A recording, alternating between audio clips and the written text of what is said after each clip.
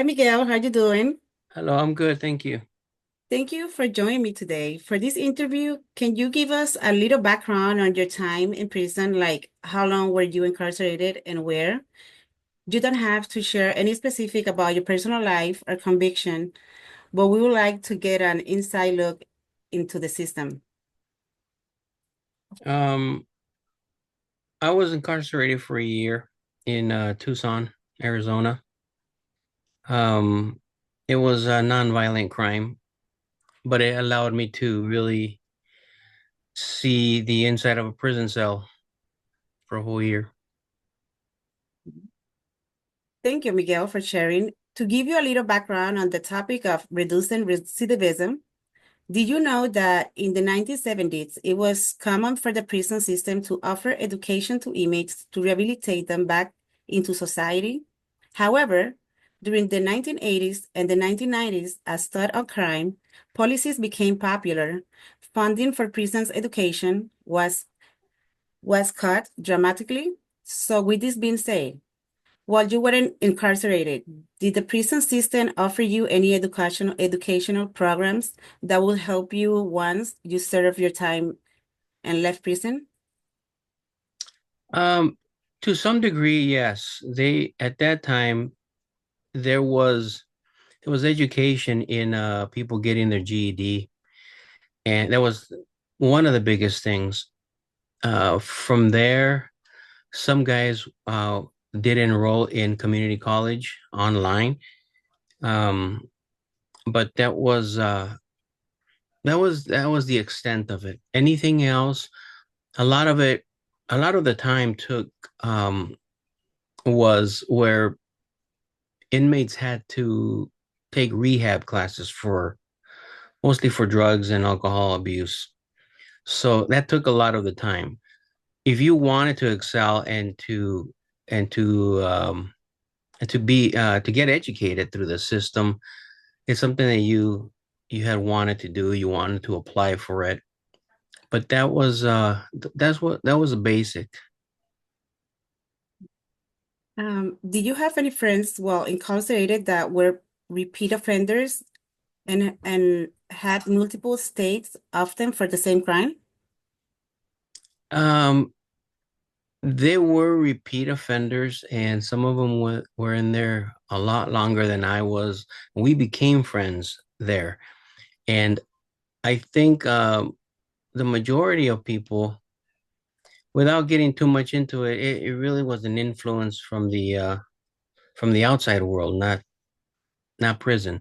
When they came back, is they were making the wrong choices out there, and um, only a few people, and they were my friends, but there were people I knew that they had left when I was coming in, and then they were coming back on the yard, and it was surprising, but it's something that people go through that they don't get the right care on the inside, they don't get the right care on the outside. The big exponent in this is that I think you have to have a little bit of hope when you're in and planning. And I think if there was counselors that would give you counseling for career choices, then I think that would be huge because there's so many opportunities for people. Doesn't matter what if you come from prison or not. When I got out of prison, uh, and I started working, nobody ever asked me if I've been in prison or anything. What companies want to do, especially small companies, they're out there to make money. So if you can be productive, then they'll hire you.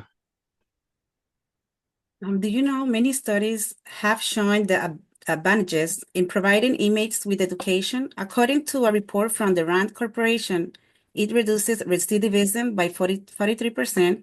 Still, in 1994, Congress voted to keep people in prison from recidivism programs, saving only 35 million per year, as those same legislators directed more than 7 billion towards building new prison.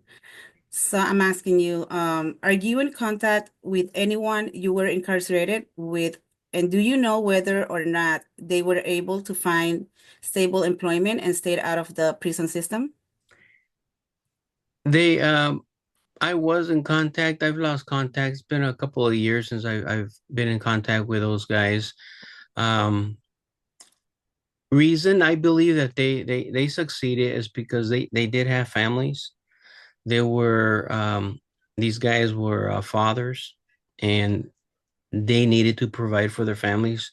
So I believe that they changed their lives because of the past. You know, they going through the things that they went through.